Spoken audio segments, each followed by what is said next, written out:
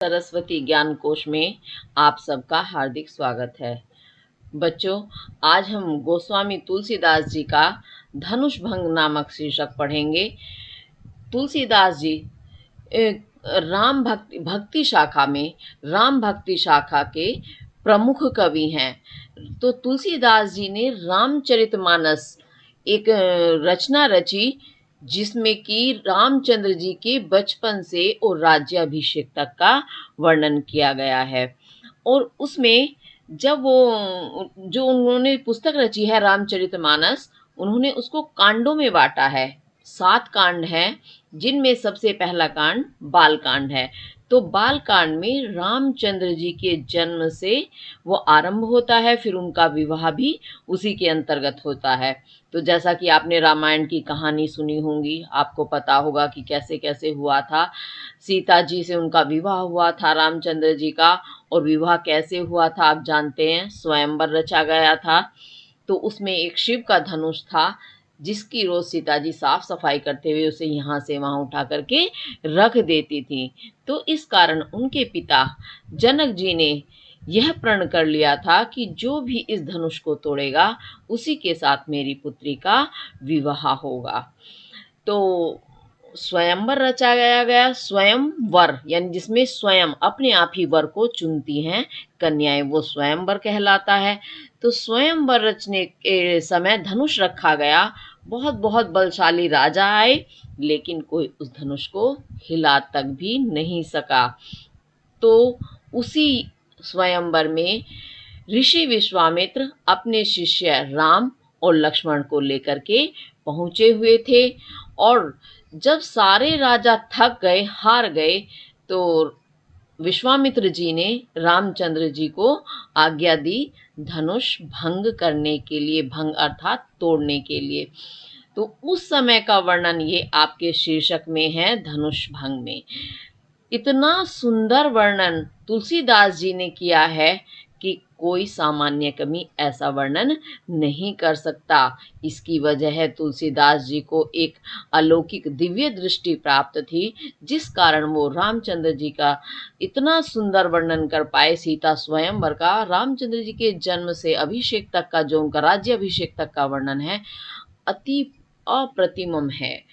ऐसी तो उपमा कहीं देखे नहीं मिलती। इसी कारण तुलसीदास जी राम भक्ति शाखा के प्रमुख कवि माने जाते हैं। माने जाते ही नहीं, है ही। उनसे ज़्यादा सुंदर वर्णन रामचंद्र जी का और कोई कवि नहीं कर पाया। अभी हम सीता स्वयंवर में चलेंगे। आप देखेंगे बिल्कुल ऐसा महसूस होगा आपको कि आप स्वयं स्वयंवर में उपस्थित हो गए हैं और आप वहीं के एक सदस्य हैं। आंखों देखा सारा हाल आपके सामने चल रहा है। कितनी भावुकता, हृदय को छूने वाली जो वो दृश्य हैं, आप खुद महसूस करेंगे। चलिए, तो इसके साथ ही हम शुरू करते हैं। पहला देखेंगे हम दोहा। उदित उदयगिरि मंच पर रघुवर बाल पतंग, बिकसे संत सरोज सब, हर्षे लोचन भृंग। उदित, उदित होना अर्थात उगना। उदय गिरी, उदय वही उगना, और गिरी पर्वत, यानी उगने वाला जो पर्वत है, उस मंच। तो उदयांचल भी आप कह सकते हैं इसे, जहां पर सूर्य उदित होता है उसे उदयांचल कहते हैं। तो उस उदित होने वाले, उगने वाले पर्वत रूपी मंच पर रघुवर, जो रघुवंश में वर श्रेष्ठ हैं, रघुवंश के श्रेष्ठ राम हैं, क्योंकि वो रामचंद्र जी का वंश जो है रघु के नाम से जाना जाता है। तो जो रघुवंश के श्रेष्ठ अर्थात राम हैं, राम कैसे हैं? बाल पतंग, बाल यानी बच्चा, पतंग कहते हैं सूर्य को। तो जो बाल सूर्य है, जैसे बाल सूरज यानी बच्चा सूरज, जो प्रातः काल का सूर्य होता है, वह बाल सूरज कहलाता है, क्योंकि वो अभी उगा ही है। तो उस उदयगिरि पर्वत पर जैसे बाल सूर्य उत्पन्न होता है, उगता है, वैसे ही उस स्वयंवर रूपी उदयांचल के मंच पर वो वीर राम जो हैं उदित हो गए, यानी खड़े हो गए। उनके खड़े होते ही, उनके उदित होते ही बिकसे संत सरोज सब। जितने भी संत थे सब के सब कैसे हैं? सरोज। सरोज कहते हैं कमल को। तो कमल जैसे सूर्य उगा, प्रातःकालीन जैसे ही सूर्य उगता है तो कमल विकस जाते हैं अर्थात खिल जाते हैं। तो उन रामचंद्र जी रूपी सूर्य, बाल सूर्य को देखकर संत रूपी जितने भी सरोज अर्थात कमल हैं सब के सब बिकसे, विकस गए अर्थात खिल उठे, प्रसन्न हो गए। और क्या हुआ? हर्षे, हर्षित हो गए, प्रसन्न हो गए। लोचन, नेत्र, लोचन नेत्र को कहते हैं, भृंग कहते हैं भवरा। भवरे रूपी जो उनके नेत्र थे वो हर्षे, हर्षित हो गए, प्रसन्नता से खिल उठे। क्यों? जैसे ही कमल खिलता है, भवरे जो हैं कमल के रस का पान करते हैं, इस कारण वो प्रसन्नता का अनुभव करते हैं। तो प्रातः काल होते ही सभी के लिए ही आनंददायक होता है। ऐसे ही रामचंद्र जी जब उस उदयांचल रूपी मंच पर, अर्थात उदयांचल की उपमा दी गई है स्वयंवर से, जो वो राजसभा है उस सभा को कहा गया है। और उसके मंच पर जैसे राम रूपी सूर्य उदित हुए यानी उठ करके खड़े हुए, वैसे ही रामचंद्र जी को देखते ही जो कमल रूपी जितने भी संत हैं सारे विकस उठे अर्थात खिल गए। खिलने का अर्थ है यहाँ प्रसन्नता से। और प्रसन्नता के कारण उनके जो नेत्र हैं, लोचन जो है वो भृंग भंवरे के समान या भंवरे रूपी हर्षे, हर्षित हो गए, हर्षता का, उल्लास का अनुभव करने लगे। क्योंकि सबको समझ आ गया कि अब तक तो जो राजा थे वो धनुष को हिला तक नहीं पाए थे, उठाना तो बहुत दूर की बात है। लेकिन रामचंद्र जी का इतना सुकुमार सुंदर सलोना रूप है, उसे देखते ही सबको आभास हो गया अब तो कुछ अच्छा होने वाला है। तो अब आप इसमें देखेंगे ये आपका दोहा छंद है और अवधी भाषा में लिखा गया है। और इसमें आप देखेंगे रघुवर बाल पतंग, रघुवर राम को बाल सूर्य कहा गया है। सूर्य के समान नहीं बल्कि सूर्य ही कहा गया है। उपमेय में उपमान का आरोप किया गया है, भेद रहित, इस कारण इसमें रूपक अलंकार है। ऐसे ही संतों को सरोज कहा गया है, कमल रूपी संत, ना कि कमल के समान संत। तो इस कारण यहाँ भी आपका रूपक अलंकार है। ऐसे ही लोचन भृंग यानी भंवरे रूपी नेत्र, ना कि नेत्र भंवरे जैसे नेत्र नहीं कहा गया है, तो इसमें आपका रूपक अलंकार है। उदित उदयगिरी, उ वर्ण की आवृत्ति हो रही है। और बिकसे संत सरोज सब, सवर्ण की आवृत्ति हो रही है, इस कारण यहाँ आपका अनुप्रास अलंकार है। और गोस्वामी तुलसीदास जी की जो भाषा है वो ब्रिज नहीं, अवधी भाषा है। उन्होंने सारा ग्रंथ जो है रामचरितमानस अवधी भाषा में लिखा है। तो ये इसकी भाषा अवधी है और माधुर्य इसका गुण है और ये दोहा छंद है। अब उसके बाद आगे देखते हैं।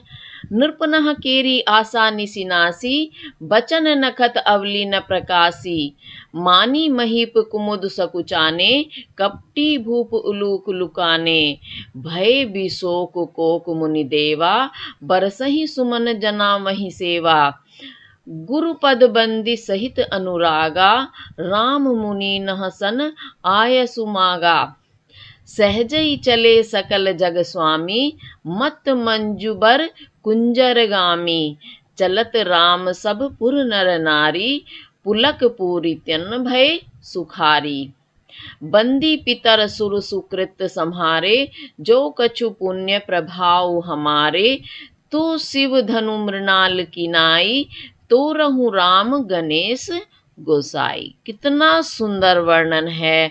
जैसे ही इसको पढ़ना शुरू करते हैं बिल्कुल अंतर तक उतर जाता है। अर्थ तो इसका है ही अद्भुत, लेकिन इसकी शब्द रचना जो है इतनी अलौकिक है जो बिल्कुल हृदय को छू जाती है। अब आप देखेंगे, नरपनह केरी आशा निसिनासी। नरपनह, नृप यानी राजा, जो वहाँ राजसभा में उपस्थित राजा हैं, जो केरी थी उनकी क्या आशा, आशा रूपी निशी रात्रि नासी नष्ट हो गई। क्या आशा थी उनकी? सीता प्राप्ति की, यानी वो स्वयंवर में जीत जाएंगे, धनुष उठा लेंगे, ऐसी जो उनकी आशा थी, वो आशा या उम्मीद निशी, निशी कहते हैं रात्रि को, तो रात्रि रूपी जो उनकी आशा थी वो नासी नष्ट हो गई। क्यों? जब सूर्य उदित होता है तो रात्रि स्वतः ही नष्ट हो जाती है। ऐसे ही सूर्य के उस रघुवीर के रूपी सूर्य के उगते ही राजाओं की जो सीता प्राप्ति की आशा रूपी रात्रि थी वो नासी नष्ट हो गई। और क्या हुआ? बचन नखत, वो जो वचन यानी वचन, वचन यानी वो शब्द बोल रहे थे, वो शब्द रूपी नखत नक्षत्रों की अवली पंक्ति न प्रकाशी प्रकट नहीं हुई, प्रकाशमान नहीं हुई। जैसे ही सूर्य उदित होता है रात्रि नष्ट होती है, रात्रि के नष्ट होते ही जो नक्षत्र होते हैं आकाश में सारे ही प्रकट होना बंद कर देते हैं, उनकी मंदिम पड़ जाती है जो ज्योति, वो अप्रकाशित हो जाते हैं। तो उसी तरह वचन नखत, जो वचन रूपी नक्षत्र की अवली पंक्ति थी, यानी एक के बाद एक वाक्य बोले जा रहे थे राजा, क्योंकि राजा लोग थे, उनके अंदर बड़ा ही अभिमान था कि हम ये कर देंगे वो कर देंगे, बोल बोल के और एक दूसरे की हंसी उड़ा रहे थे जो धनुष नहीं उठा पा रहा था। तो इस तरह से वचन रूपी जो नक्षत्र, क्योंकि आकाश में अनगिनत नक्षत्र होते हैं, ऐसे ही अनगिनत वहाँ वचन चल रहे थे, बोल रहे थे लोग, वो सारी रामचंद्र जी को देखते ही न प्रकाशी प्रकाशित नहीं हुई, अर्थात प्रकट नहीं हुई। कहने का तात्पर्य है सबकी बोलती बंद हो गई। और उसके बाद क्या हुआ? मानी महीप, जो मानी यानी अभिमानी, महीप कहते हैं राजा को, जो अभिमानी राजा थे, कैसे थे वो? कुमुद, कुमुद के समान, यानी कुमुद रूपी जो राजा थे, अभिमानी राजा सकुचाने, वो संकुचित होने लगे।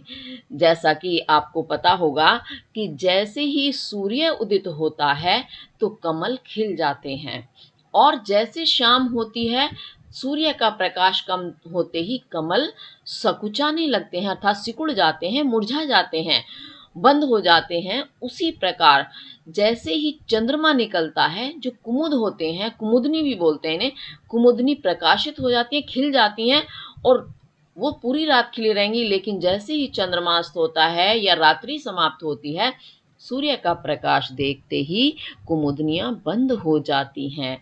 तो ऐसे ही क्योंकि सूर्य उदित हो चुके हैं, तो इस कारण जो मानी महीप कुमुद, जो अभिमानी राजा रूपी कुमुद थे, वो सकुचाने लगे, अर्थात बंद होने लगे, सिकुड़ने लगे। और कपटी भूप, जो कपटी भूप राजा रूपी उल्लू, उल्लू थे, लुकाने, वो लुकने लगे, लुकना अर्थात छिपना। तो जिस तरह से रात्रि समाप्त होते ही उल्लू अपने कोटर में चले जाते हैं, छिप जाते हैं, उसी तरह जो वहां पर कपटी छली राजा वहां बैठे हुए थे, वो राजा की जो उन्होंने रूपक दिया है उनके लिए, उल्लू, उल्लू का दिया है, तो फिर कपटी राजा रूपी उल्लू छिपने लगे। भय बिशोक कोक मुनि देवा, और जो उस राजसभा में उपस्थित थे, कौन? मुनि, मुनि आप जानते हैं ऋषि, और देवा देवता, वहां सीता का स्वयंवर देखने के लिए देवता भी उपस्थित हुए थे। तो मुनि और देवता उन रामचंद्र जी को देखते ही भी शोक, शोक कहते हैं शोक अर्थात दुख, और भी रहित हो गए हैं शोक से। तो शोक से रहित, भय हो गए। जितने भी वहां उपस्थित मुनि और देवता थे वो शोक रहित हो गए। कैसे? कोक, कोक के समान, कोक चकवा पक्षी होता है, तो चकवा और चकवी दोनों जो वो पति पत्नी होते हैं, उनका ऐसा नियम सुना जाता है कि वो रात्रि में तो बिछुड़ जाते हैं और दिन में उनका मिलन होता है सूर्योदय होने पर। तो जैसे सूर्य को देखकर चकवा और चकवी पक्षी जो हैं वो प्रसन्न हो जाते हैं, शोक रहित हो जाते हैं, उन राम को देखकर मुनि और देवता रूपी जो चकवा चकवी थे वो भी शोक रहित, भय हो गए। और क्या हुआ? बरस ही सुमन जना मही सेवा, जैसे ही रामचंद्र जी उस मंच पर उपस्थित हुए, तो तो बरसहीं बरसने लगे क्या सुमन, फूल पुष्प बरसने लगे जनावही सेवा। वहां उपस्थित सभी नर नारी अपनी जनावाही प्रकट करने लगे अपनी सेवा को, यानी फूल बरसाकर वो अपनी प्रसन्नता को प्रकट करने लगे। उन्होंने अपना सेवा कार्य आरंभ कर दिया। ऐसा प्रसन्नता का माहौल उपस्थित हुआ राम को देखते ही। गुरुपद बंदी सहित अनुरागा, गुरुपद गुरु के पद चरणों की बंदी वंदना सहित साथ अनुरागा, अनुराग अर्थात प्रेम के, तो प्रेम के साथ गुरु के चरणों की बंदी वंदना करके राम ने मुनहि सन मुनियों से आयसु मांगा, आज्ञा मांगी। कितने स्वाभाविकता का वर्णन किया गया है, कितनी शालीनता का वर्णन किया गया है कि रामचंद्र जी ने ये नहीं कि गुरु ने आज्ञा दी और वो उठ करके तुरंत धनुष पर जा पहुंचे, नहीं, उन्होंने बताया, इतना सुंदर वर्णन किया है तुलसीदास जी ने कि रामचंद्र जी ने पहले अपने स्थान से उठने के बाद अपनी गुरु के चरणों की वंदना की। वंदना भी कैसे की? सहित अनुरागा, अनुराग के साथ, प्रेम के साथ। ये नहीं कि हाँ स्वाभिमान में आके, जैसे कई बार होता है कि हाँ भाई हम बड़प्पन दिखा रहे हैं, सिर्फ दिखाने के लिए हमने प्रणाम किया, चरण छू लिए, लेकिन मन में श्रद्धा भाव नहीं है। ऐसी भावना नहीं, बल्कि हृदय से उन्होंने प्रेम के साथ अपने गुरु के चरणों की वंदना की। कौन थे? विश्वामित्र जी थे उनके गुरु। तो विश्वामित्र के चरणों में उन्होंने वंदना की और उसके बाद राम ने मुनैनः सन मुनियों के समीप जाकर आयसु मांगा, आज्ञा मांगी। किस चीज के लिए? धनुष उठाने के लिए। और आज्ञा लेकर के अपने गुरु और ऋषियों की सहज ही चले। सकल जग स्वामी, सकल संपूर्ण, जो जग संसार के स्वामी हैं, संपूर्ण संसार के स्वामी वो राम सहज ही, बड़े ही सहज भाव से चल दिए आज्ञा प्राप्त करके। कितनी स्वाभाविकता दिखाई है कि अगर हमें कोई कठिन काम करना होता है तो हम बड़े जोर शोर से जाते हैं, गुणगान करते हैं, हमें ये करना वो करना है, और चेहरे पर एक अलग ही भाव आ जाते हैं। लेकिन रामचंद्र जी के साथ ऐसा नहीं, उन्होंने बड़ी स्वाभाविकता से, साधारण से, जैसे कुछ हुआ ही नहीं है खास, एक आम बात है, इतनी ही सहजता से वो कौन है राम? सकल जग स्वामी, संपूर्ण जगत के जो स्वामी हैं, वो मालिक संसार के, वो गुरुओं से और ऋषियों से किस तरह स्वाभाविकता से आज्ञा मांगते हैं और अपने स्थान से चल देते हैं, बड़े ही साधारण भाव से। और चले कैसे? मत मंजुबर कुंजरगामी, जैसे मत मदमस्त हुआ, मंजू सुंदर, बर श्रेष्ठ, कुंजर कहते हैं हाथी को, गामी गमन करने वाला। आपने सुना होगा हाथी की चाल जो बड़ी मदमस्त होती है, कभी देखना ध्यान से, हाथी जब चलता है तो मोटा तगड़ा तो वो होता ही है, तो उसकी चाल में एक अलग मस्ती होती है। जिस टाइम वो मदमस्त हुआ होता है, उसकी चाल की कोई तुलना नहीं हो सकती, बहुत सुंदर चाल होती है।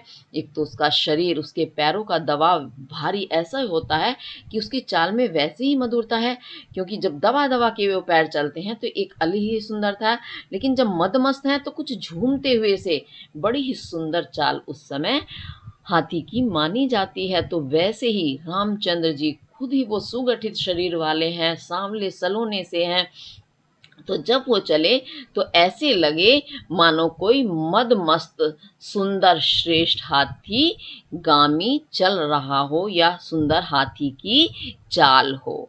सुंदर हाथी वाली चाल, मदमस्त हाथी वाली चाल उस समय राम की सबको लगी। चलत राम सब पुर नर नारी, चलत राम, राम के चलते ही जैसे राम धनुष की तरफ चले, वैसे ही सब जो वहां पर उपस्थित थे, सब कौन कौन? पुर यानी नगर के। नगर कौन सा है? जनकपुरी है, सीता जी का जो नगर है वो तो उस पुर अर्थात जनकपुरी के नर पुरुष नारी स्त्रियां, तो जो नगर के स्त्री और पुरुष हैं वो सभी रामचंद्र जी के चलते ही पूरी तन भये सुखारी।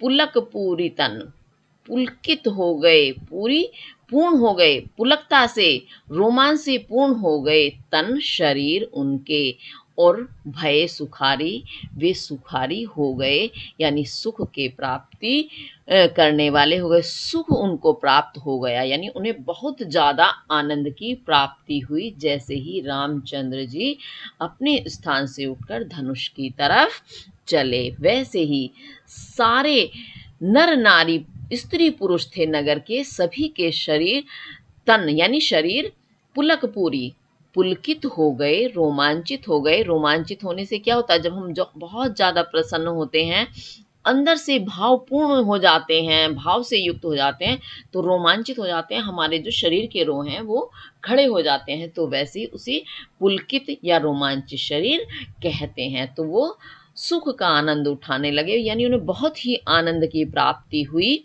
और बंदी पितर सुर सुकृत संहारे, बंदी उन्होंने वंदना की, पितर अपने पितरों की वंदना की, और सुर देवताओं की, अपने देवताओं और पितरों की वो वंदना करके, सुकृत, सु कहते हैं सुंदर, कृत कर्म, जो उन्होंने सुंदर कर्म किया है उनको संभारे, वो ध्यान करने लगे, यानी अपने पुण्य कर्मों को वो याद करने लगे। और याद करके क्या कहते हैं, जो कछु पुण्य प्रभाव हमारे, जो कुछ भी पुण्य पवित्र प्रभाव है हमारे, यानी हमारा जो भी पुण्य कर्म का प्रभाव है, तो शिव धनु मृणाल की नाई, तो ये जो शिव धनुष, शिव जी का धनुष है, वो मृणाल, मृणाल किसे कहते हैं, कमल होता है, कमल जो है जल में नीचे एक नाल के माध्यम से जल से जुड़ा होता है, तो उसे मृणाल कहते हैं, उस नाल को। तो वो मृणाल जो है, कमल की जो नाल है, की नाई, उसी के समान इस शिव के धनुष को मृणाल, कमल की नाल के समान तोड़हूं, तोड़ दें, कौन, रामू, राम। गणेश गोसाई, हे गणेश गोसाई, गोस्वामी, हे गणेश गोस्वामी, तो राम उस शिव के धनुष को मृणाल की समान तोड़ दें, ऐसी हमारी प्रार्थना है। अर्थात हमने अपने जीवन में जो भी पुण्य कर्म किए हैं, उनका पूरा फल आज इस धनुष के रूप में, धनुष के टूटने के रूप में पूर्ण हो जाए, यही हमारी प्रार्थना है। ऐसा कह कह के नर नारी जो हैं अपनी दुआएं करने लगे, या ईश्वर से प्रार्थना करने लगे। कितना सुंदर दृश्य है, बिल्कुल ऐसा लग रहा है मानो अभी हम वहीं स्वयंवर में उपस्थित हैं। एक एक दृश्य हमारे आंखों के सामने उपस्थित हो रहा है, और मानो हम ही वो नर नारियों में से एक हैं जो इस तरह से रोमांचित हो रहे हैं, अद्भुत आनंद को उठा रहे हैं, रामचंद्र जी का अलौकिक रूप देख रहे हैं। कितना सुंदर तुलसीदास जी ने ये वर्णन किया है, अद्भुत। अब हम आगे देखेंगे। राम ही प्रेम समेत लखी सकीन समीप बोलाई, सीता मातु सन्हे बस बचन कहीं बिल खाई। अब क्या हुआ, राम को प्रेम समेत, प्रेम के समेत साथ, लखी देख करके, सखीनहा सखियों को, समीप बुलाई समीप बुलाकर, सीता मातु सीता जी की माता, सन्हे बस स्नेह के वश में होकर, वचन कहने लगी, कैसे, बिलखाई बिलख करके, क्योंकि माँ की एक जो दशा होती है वो एक अलग ही दशा स्थिति होती है। अब सीता का स्वयंवर है, पुत्री के लिए कोई योग्य वर नहीं मिल रहा। कैसे नहीं मिल रहा, यानी कोई धनुष ही नहीं तोड़ पा रहा है, तो कैसे पुत्री को वर मिले। इस चिंता में माँ की जो स्थिति है, उसका जो बड़ा ही सजीव और सटीक वर्णन यहाँ तुलसीदास जी ने किया है। यानी माँ इतनी व्याकुल हो जाती हैं, रोने बिलखने लगती हैं, वही स्थिति यहाँ सीता जी की माता मैना मातु की स्थिति बताई गई है। एक बार फिर से हम देखेंगे दोहे में।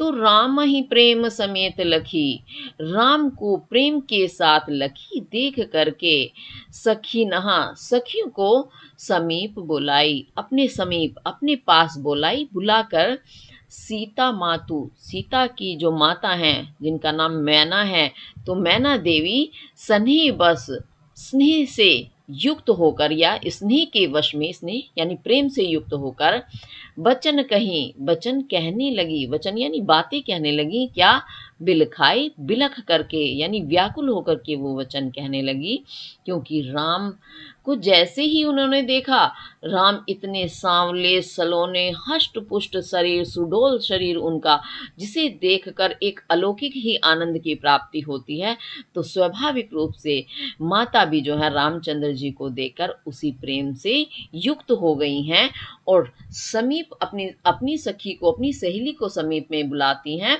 और स्नेह से युक्त होकर के यानी प्रेम भाव से युक्त होकर के व्याकुल होकर के वो कुछ वचन कहती हैं, बातें कहती हैं। क्या बात कहती हैं अब वो हम आगे देखेंगे।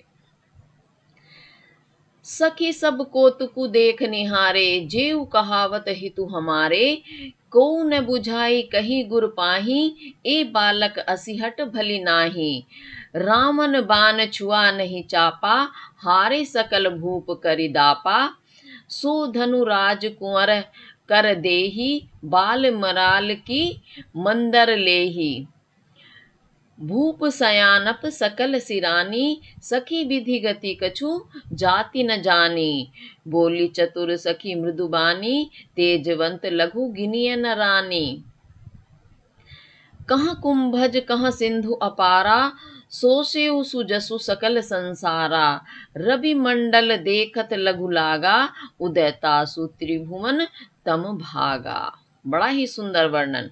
अब देखो सखी से माँ क्या कहती हैं परेशान होके, सखी ही सखी सब जितने भी यहाँ उपस्थित लोग हैं सब के सब कौतुक देख निहारे, जो ये कौतुकु ये जो नाटक हो रहा है उसे देख निहारे, देख रहे हैं, निहार रहे हैं, बड़े ध्यान से इस तमाशे को देख रहे हैं। कौन है वे लोग? जेऊ कहावत, जो कहावत कहलाते हैं, हितु हमारे, हमारे हितैषी, जो हमारे हितैषी कहलाते हैं वो सब है सखी इस कौतुक को, इस तमाशे को देख निहारे अर्थात बड़े ध्यान से देख रहे हैं।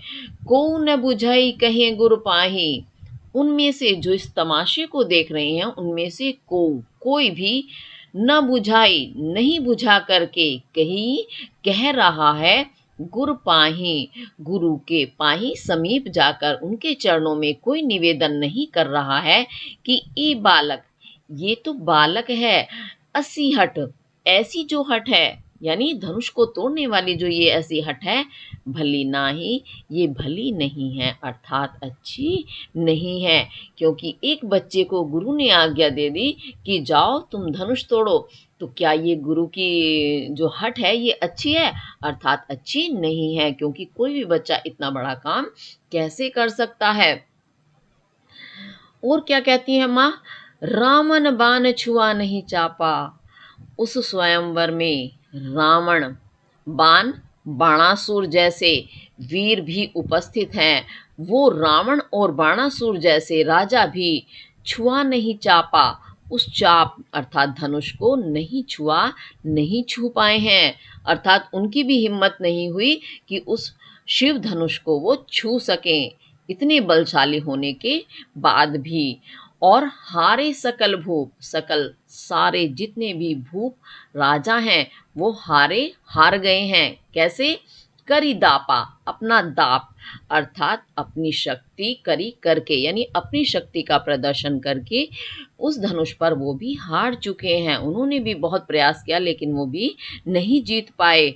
सो धनु, वही धनुष जिसे रावण और बाणासुर नहीं छू सका, जिसे सारे राजा हिला तक नहीं पाए, सो धनु, उसी धनुष को राजकुंवर, जो ये राजकुमार है, इतना बाल राजकुमार है, उसके कर हाथों में दे रहे हैं तोड़ने के लिए।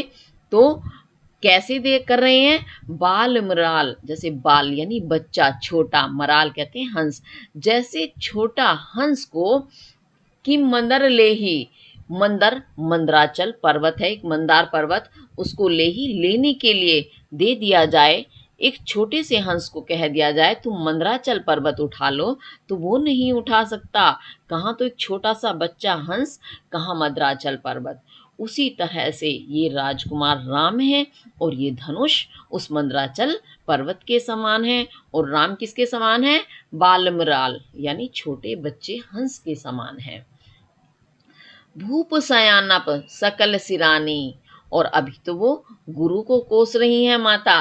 अब भूप यानी राजा, राजा जनक को कहती हैं जो सीता जी के पिता हैं कि भूप राजा का सयानप, सयानप यानी सियानापन, चतुराई, सकल सारी, राजा की सारी चतुराई, सारा सियानापन, सिरानी सिरा गया अर्थात नष्ट हो गया है, खत्म हो गया है। सखी विधि गति कछु जाति न जानी, हे सखी विधि गति, विधाता की गति को कछु कोई भी जाति न जानी, नहीं जान सकता। क्यों? राजा जनक बड़े ही समझदार राजा हैं, बहुत ही विद्वान हैं, लेकिन उन्हें भी देखो उन्होंने क्या प्रतिज्ञा कर ली कि इस धनुष को जो तोड़ेगा, शिव धनु को, वही सीता का स्वयंवर होगा, वर होगा। तो बताओ उन्होंने भी ये बच्चों जैसी हट की, तो क्या राजा की ये विद्वत्ता रह गई? यानी उनकी सारी चतुराई विद्वत्ता वो भी समाप्त हो गई है। हे सखी हार जाती हैं, यानी अब कहीं भी उनका वो नहीं चलता, जिसे कहना चाहिए जोर नहीं चल रहा है कि किसको दोष दें। ना सभासद सुन रहे हैं, ना ही गुरु ने सुनी बात, और ना ही राजा ने मानी। अब वो बड़ी ही निराश हो जाती हैं और कहती हैं हे सखी विधि गति, विधि कहते हैं विधाता, यानी ब्रह्मा जी विधाता की गति स्थिति को कछु जाति न जानी, कोई नहीं जान सकता, कुछ उसके विषय में नहीं जाना जा सकता कि विधाता ने भाग्य में क्या लिख दिया है।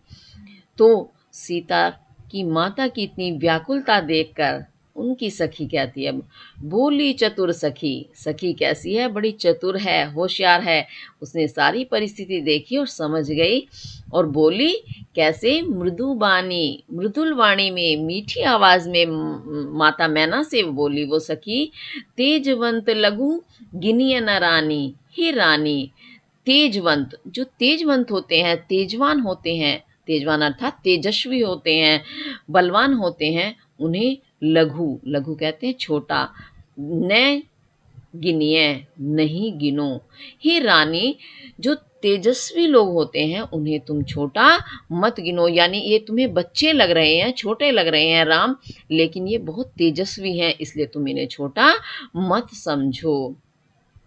कहाँ कुंभज कहाँ सिंधु अपारा, अब दृष्टांत देती हैं, एग्जाम्पल देकर के समझाती है सखी। तो कहती है कहें, कहें यानी कहाँ, कुंभज, कुंभ कहते हैं घड़ा, घड़े से जो जा उत्पन्न हो, घड़े से उत्पन्न हुए थे अगस्त्य ऋषि, तो कुंभज भी इसीलिए उनका नाम है।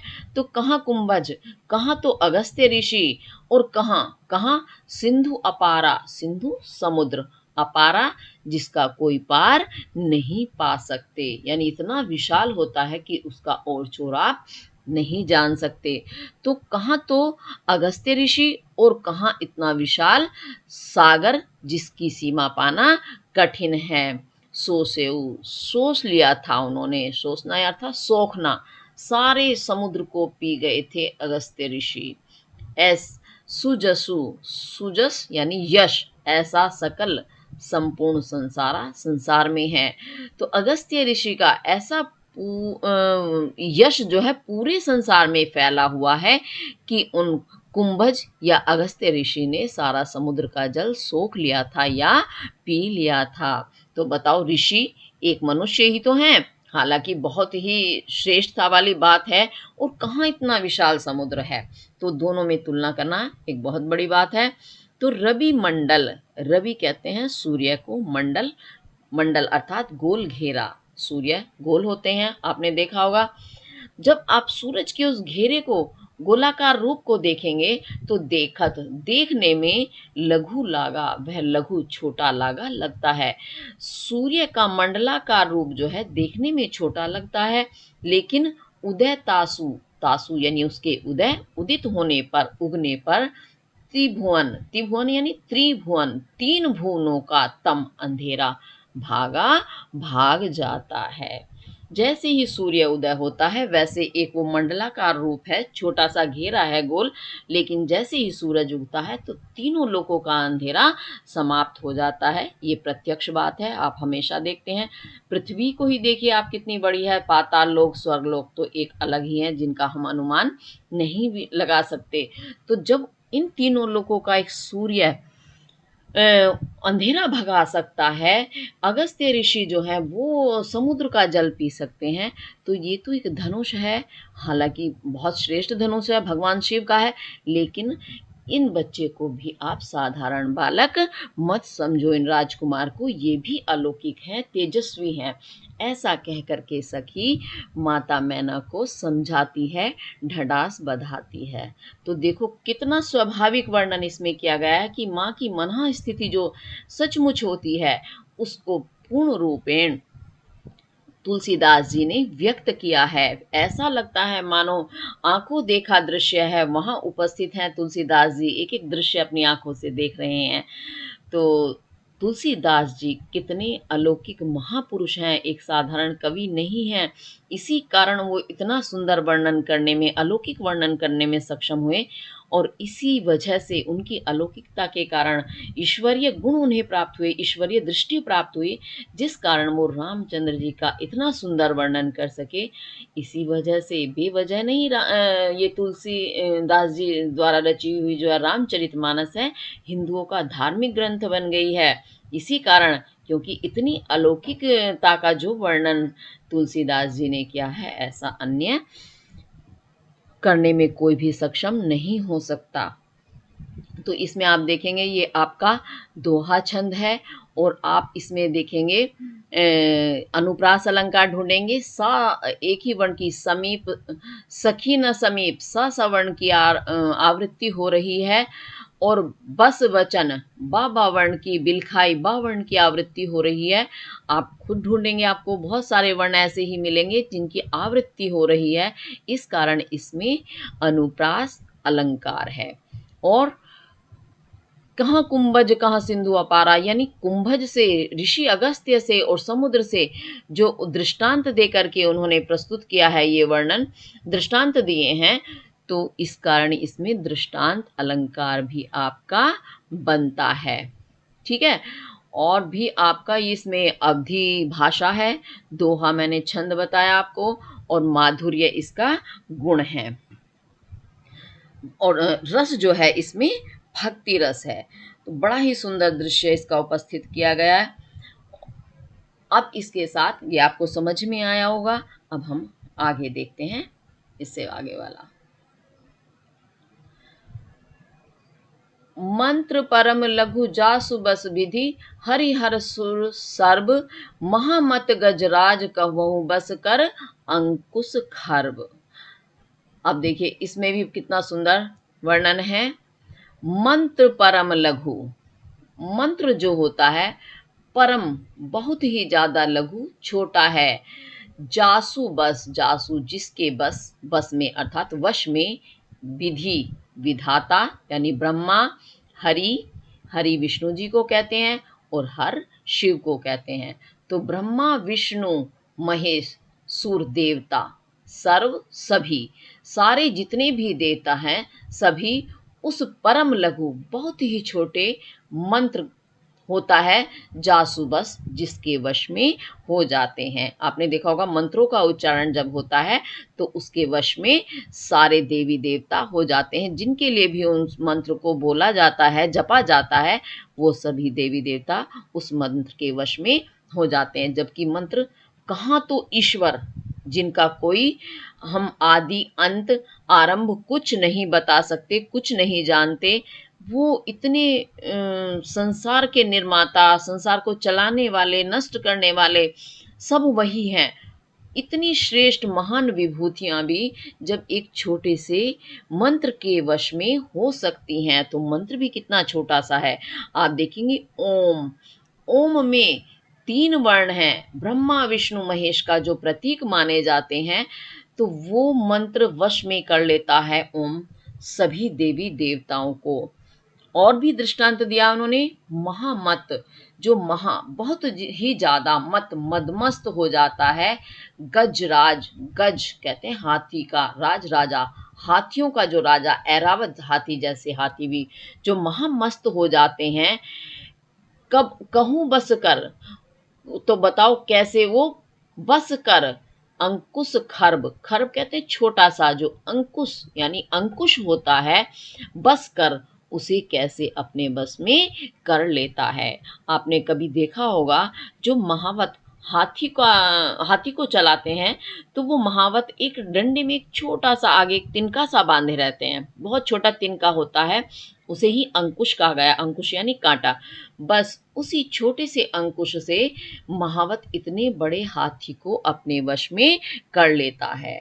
और ऐसा माना जाता है जब हाथी मदमस्त हो जाता है तो वो किसी से भी कंट्रोल नहीं होता, उसे वश में करना बहुत कठिन होता है। लेकिन उस छोटे से अंकुश से महावत ऐसे मदमस्त श्रेष्ठ ऐरावत जैसे हाथी को भी अपने वश में कर लेता। जो गजराज श्रेष्ठ हाथी होते हैं उनको भी, एक साधारण तो आम बात है।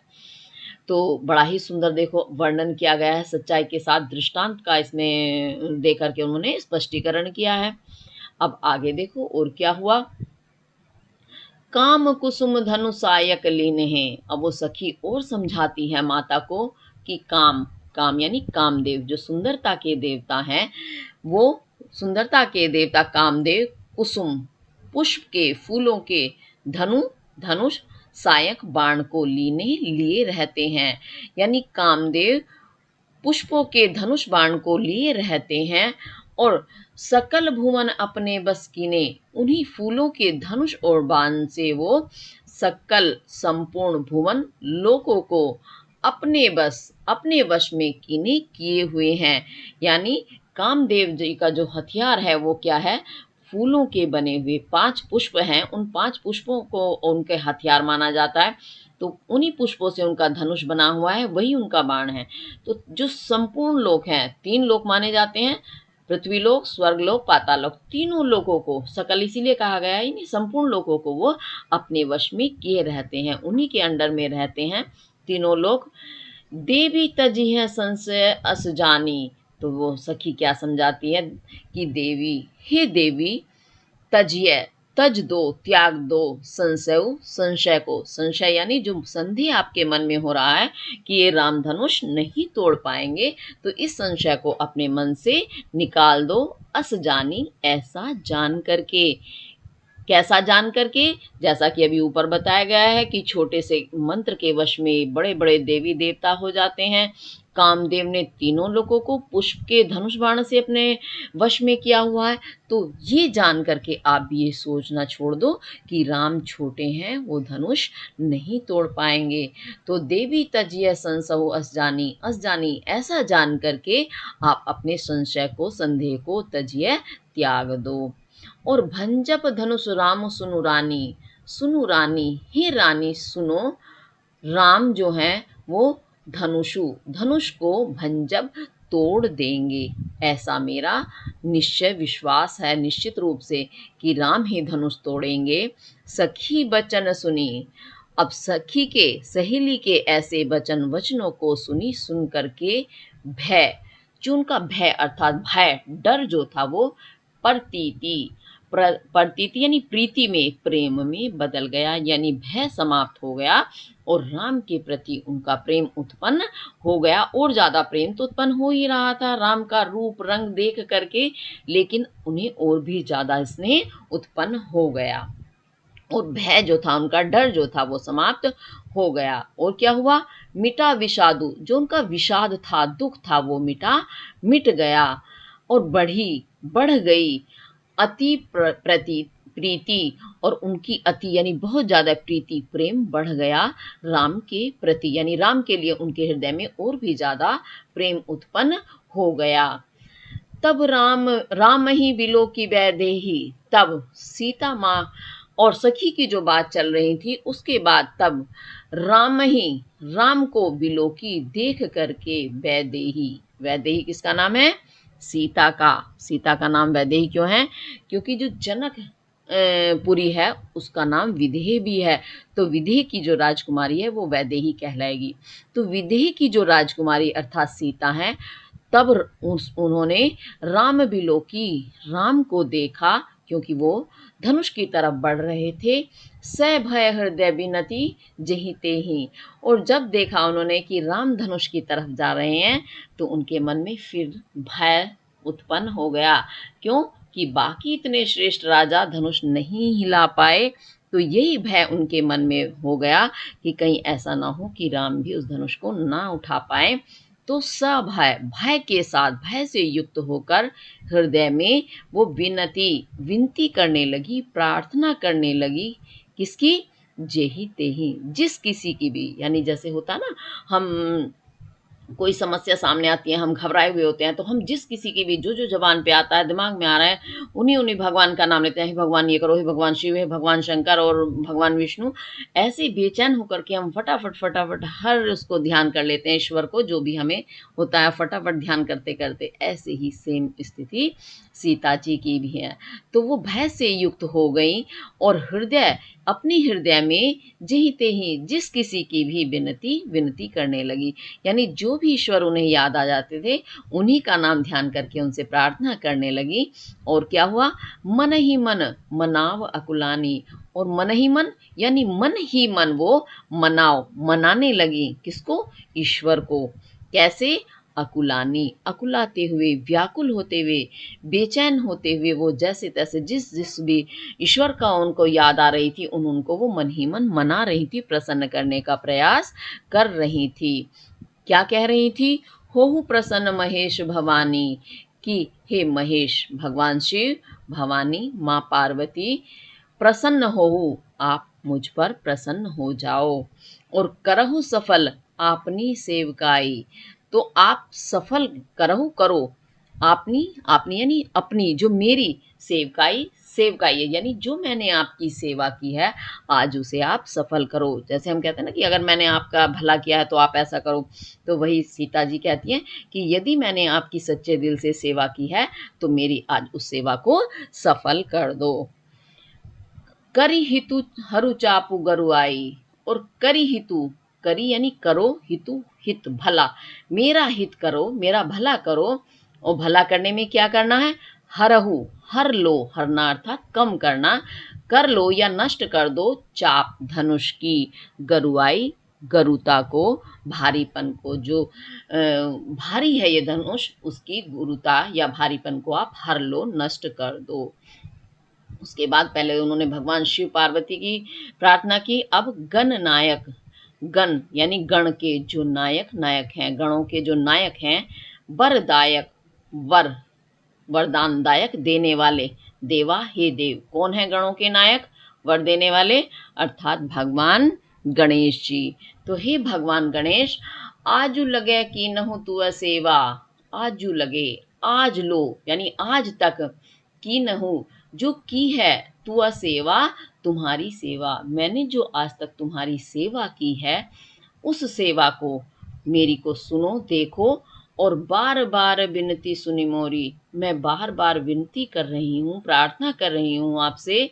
सुनी मोरी, मेरी बात सुनो, मेरी विनती को, प्रार्थना को आप सुनो।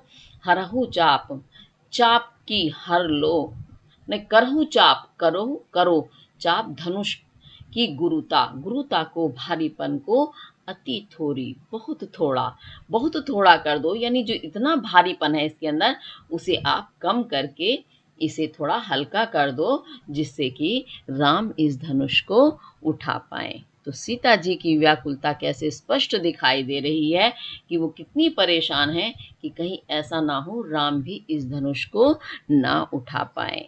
बड़ा ही सुंदर, हृदय स्पर्शी, मम स्पर्शी वर्णन है। आप इसको एक बार ध्यान से पढ़ेंगे तो सारा समझ में आ जाएगा। थोड़ा सा अपना मन लगाइए, अगर आप इसमें मन देंगे तो आपको बहुत अच्छे से समझ में आएगा। बड़ा ही सुंदर दृश्य है, ऐसा लगता है मानो हमारे आंखों के सामने उपस्थित है, हम स्वयंवर में हैं इस समय, है ना। तो स्वयंवर का आनंद हम उठा रहे हैं। तो अब इसके साथ हम इसकी कुछ चीज़ें देख लेते हैं, काव्यगत तत्व की चीज़ें। तो एक तो इसमें दोहा है, दोहा छंद है, ये अवधि भाषा है, और इसमें बस विधि ब ब वर्ण की आवृत्ति, हरिहर ह ह वर्ण की आवृत्ति है। तो यहाँ पर आपका कौन सा अलंकार बनता है? अनुप्रास अलंकार। जहाँ एक वर्ण की आवृत्ति होती है तो वहां पर अनुप्रास अलंकार होता है। ऐसे ही काम कुसुम में क का वर्ण की आवृत्ति है। बहुत सारे आपको मिलेंगे, आप देखते जाएंगे। संसहु अस जानी अ वर्ण की आवृत्ति है, ज वर्ण की आवृत्ति है। तो यहाँ आपका हो गया कौन सा अलंकार? अनुप्रास अलंकार। भाषा अवधि हो गई है। आपका छंद ये दोहा है और उसके साथ माधुर्य इसका गुण है और भक्ति इसमें रस है। भक्ति और श्रृंगार दोनों का ही इसमें रस का वर्णन किया गया है। और शब्द शक्ति वो आपकी अभिधा और व्यंजना नहीं, अभिधा और व्यंजना दोनों ही शब्द शक्तियां हैं। तो ये इसके काव्यगत तत्व हैं। तो ये आप इसको अच्छे से करेंगे और उसके साथ ही हमारा आज का ये पूरा हुआ। इसके जो आगे के हैं हमारे जो चौपाई और ये रह गए हैं दोहा, इन्हें हम अगली वीडियो में लेकर के आएंगे। इसी के साथ धन्यवाद।